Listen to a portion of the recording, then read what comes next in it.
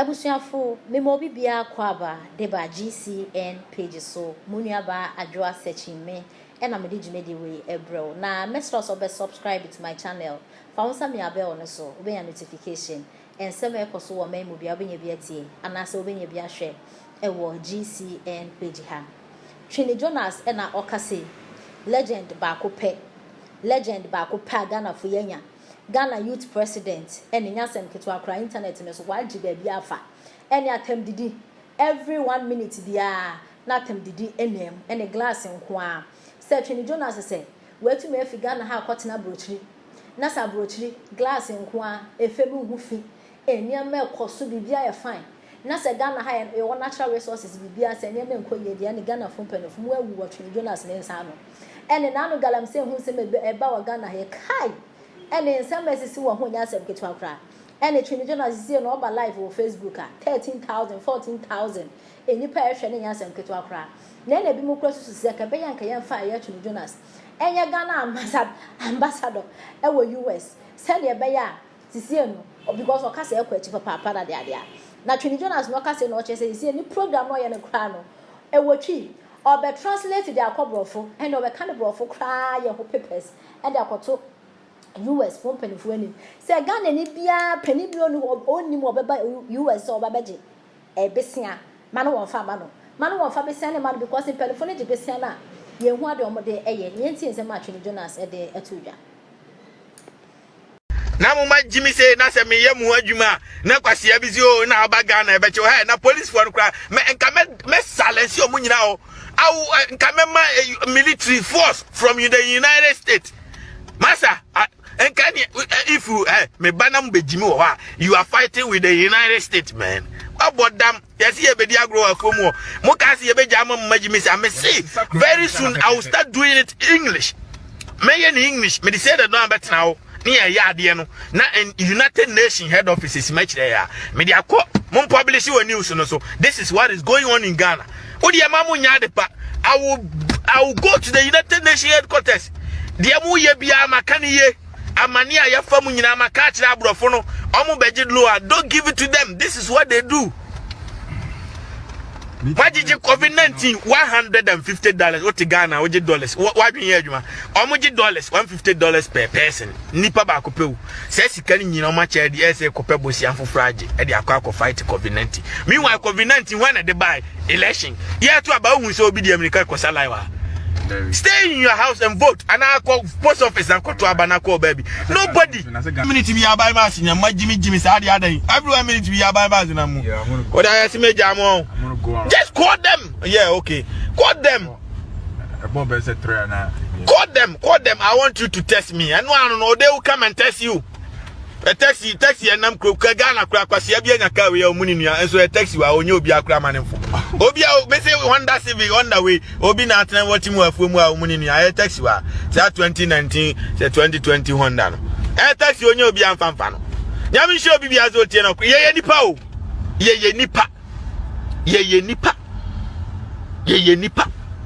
yeah, we mad at the leaders, you know. I'm amazing Ghana penny for the crowd. Shumi and Bejani, Mrs. Ghana penny for Akufuado Mahama, ministers in Kwasia Fueba, Kushia, Miss Emin Namaz, I'm called the Bejani.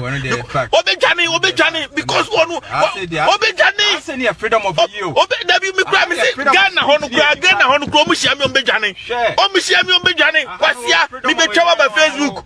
I do a temo while him oh Facebook live. I do new soldier for new security for in atem. Some Jimmy Dodo because leadership no about wisdom, knowledge, vision. So let me ask you right. Vision. Right. Where we on present the prophets the prophets of the country now. If we go the next if we go the name oil no money, I don't know if we have bauxite. We have everything. We have everything. Everything. And then what else we have gold.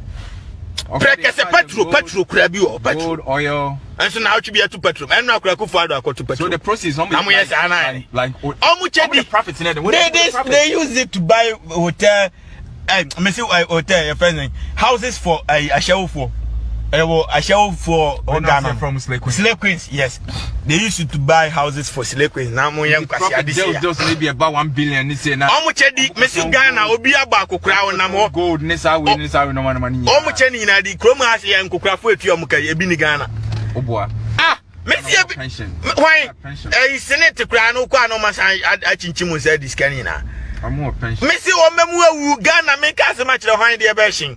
Enya adwuma the system is not working. Nya Ghana namte. Me mu matena wanyini amena nanom nyina ngu kokwa na ase. Ebi gugoko na ase bi gudamu o ba bi. Hwe. Adwuma be 65 wa bodam.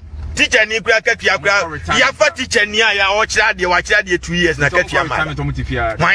Wo be nante ho unwie na ka sika de akono. E chen sika na wo kwa akwaje wo. Ya go chibi no send Ube system ni nya omu nyina jimi make asema na me ya no. Eye me ya o ma jimi ankasa o nya se bia. The citizens no. Omu no mu hu ne normal because we jimi odo NDC odo MP. Yes I know etio. Citizens nim say this amount of money no eba Ghana honom. Omu nim ni nyina mesi gold no galamsey no kro mo ya citizens no kro ya galamsey amutimi kopam omu nyina no mde China fo akogu ma China ni ye. China ni to do nkwa. Oyede hu say do oti ayi China oyede hu say do nkwa asase da ho etu gold os. Omu akofa China ni ba. Na oma ba be pam Ghana fo ni nyina fi no mo de soja fo akogu no soja fo ne bo China fo ma. Na China fo tu gold ndi ko omkrom. Jimino aye serious. Adena ko ese won. Leadership necessary. Ese leadership ni obi. Omu nyina obi ani minyansa. Ti ese leadership ni obi of free ha unsura bro for no mo na no. Da broni kura nya ohwe broni me se broni kura be bro mu sika no COVID-19 sika broni ye chema nkofo ofia. What I say? Oma chedi. I know see as grouse and one. Any I school say wa ha nyina free education. Say we school dan. Yeah, we school. And no mo ye no. I free cost free no cost free public school. No cost. Obi anfa ne bamra. Na public school no okohwe insider. Oh nyamishra broni. Ombeche ni nyina di. Sika bia be ko Ghana bi ombeche di. No mu di tutofie wo Dubai. No mu di sika ne koye investment wo abroche. Nya jimi a what is say Donald Trump manager Dubai de akotofie wo Africa da. Cha omunni mi nyansa hu. Nya say what be that? Nah, but you know no bullshit okanya that. What be that? Me na me ka che no. Omu na me see omu what da bi omu no omu e. Omu ni asofofo ni nyina ye baako. Enti omu che sika ni dia no mama asofofo ni kakra. Na asofofo no maka chom se mokọ a monka nkyere omu se ewiase kona nima na wiase ye den. Omu na me che no. No mu oba be twa ntrache Ghana fo nti asofofo no so ya akromfo no mu wia Ghana fo. Ti omu wie sika na no asofofo ni wie sika ni nyina no mabuo ni nyina no de akọ omadane dollars asofofo na nka obi nim kwasea we ni di kuro nim twere akoto fie wa abrochire ese pe students ni bo se sika Ghana sika ni nyina no de akoto fie wa abrochire na moa no so da bi omugu aso dam obi nim nyame omunasi futuro de die cross dem kra no nsuo to abon se na ayi nsuo na ebo no dem mu ade so fa chense ko so kokokoko wa yebrebre ko tombo de ne banchia na afi wa tam sika no e de akoma obi ni makwaje anwa chimi ku a na mo ma jimi se na se me yemu adwuma na kwase abisi o na abaga na ebe che he na police for no kra me nka me silence o munyina o awu nka me ma military force from the United States massa. And can you, if you me banam bejimi wo ha, you are fighting with the United States, man. About them, yes, ye be dia grow akomo. Mo ka se ye be jama majimi say me see. Very soon I will start doing it English. Me in English, me say that no better now. Ni ya ade no. Na United Nations head office is much there. Me dia ko mo publish your news no so. This is what is going on in Ghana. Odi ya mamu nya de pa. I will go to the United Nations headquarters. Dia mu ye bia makani ye. Amania ya famu nyina maka kira abrofo no omu beji loa. Don't give it to them. This is what they do. Majiji COVID-19 $150 oti Ghana oji dollars what bin ye adwuma omu ji dollars $150 per person nipa ba ko pew se sika ni nyina ma cha de ese ko pe bosi afofraje e de akwa fight COVID-19 meanwhile COVID-19 when they buy election yeah to about hu se obi di America ko salaiwa. Stay in your house and vote. And I call post office and call to Abanako baby. Nobody. Almost sad dumb. Na nipa ne bo peso. Ni eche corona ne sa. me a check my Jimmy Sadia. Charlie, I am from CSE. Let me ask you a question. Your appointment only say you could be an answer the Dombeko. Only say I'm in the same. Yeah. Yamin shall be as Otiano. Timisamo. Munya, I just said, about 24/7 last hour. I'm in your mummy. Now I just said, what do you say? What could do for no bank? Tell me now when your credits 1 CDB Bahamia. No, I do not say, what could do is Omahama or Membano bet me and India Massa. The truth, they can't face the truth. They will run away. Messi United Nations, much the Hayao. Menantia, just 5 minutes walk. Nama Landi or Mako catch them said, this is what is going on in the farm. Me a Ghana ni my bro. Yeah. No, I'm good. Another time I'm good. Yeah. Asa, I'll go there and tell them my catch up bro funny now. This is what they do. My videos and pictures and cry in me. I say, me I'm a victim.